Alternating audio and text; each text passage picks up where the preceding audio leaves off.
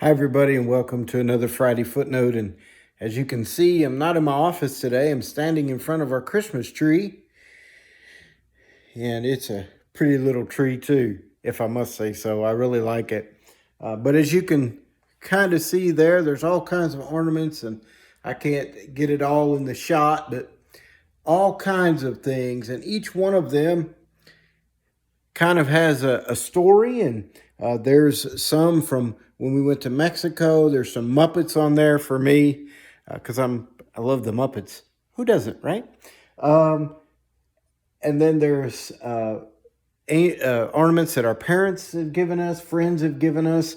There's actually a cross right down here that was from our wedding, and just all kinds of things. And all the ornaments have stories, and they all represent my wife and I, and even our little puppy dog. He's got an ornament here somewhere. In fact, two of them, one that looks like him and one that's a picture of him. And all of these, we've decorated the tree. And if you came and looked at our tree, you would know it was ours, because the ornaments, they represent us, or they have a story about us on them. And, I was thinking about that today, and I was thinking about our little Christmas tree, and I was reminded of Colossians, that Paul is telling the church at Colossia and the Colossian believers that they should be decorated in their lives, that they should allow Christ to change them, but in that change, then they should put on or decorate themselves with these characteristics. Galatians reminds us that we are to have the fruit of the Spirit. And when we accept Jesus into our life, then we have the fruit of the Spirit: love, joy, peace, patience, long-suffering, self-control.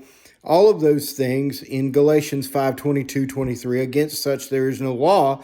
But then Paul reminds us in Colossians to put on, as God's chosen ones, in chapter 3 and verse 12, holy and beloved, compassionate hearts. Put on compassionate hearts. Be compassionate. Kindness, humility, meekness, which doesn't mean weakness, but power under control. Patience, bearing with one another, and if one has a complaint against another, forgiving each other as the Lord has forgiven you, so you also must forgive. And above all these things, put on love, which binds everything together in perfect harmony. And let the peace of Christ rule in your hearts, to which indeed you are called in one body, and be thankful. We are to put on meekness and humility, patience, and all those things. They don't come naturally. We've got to ask God, and we've got to make an effort to put those things on. To help me be patient, Lord. Help me to be long-suffering. Help me to put up with the things I may not understand or agree with. And I'll just put this out for free. Just because we disagree with someone doesn't mean we don't love them. And just because we disagree doesn't mean we're totally against them or they're totally against us. But putting on patience and bearing with one another, and if we have a complaint against someone, forgiving them and loving them, putting on love above all of these things. So in this Christmas season, in an unprecedented time, the world needs to see Jesus. It needs to see Christ. It needs to see his believers putting on the things that will decorate us, so that people will know, hey, they're a Christian. They love Jesus. They've said yes to Jesus. Their life is dramatically different. So I would encourage you to put on, to let him decorate your life with the ornaments that we just read about in Colossians 3. So until next time, love God, love each other,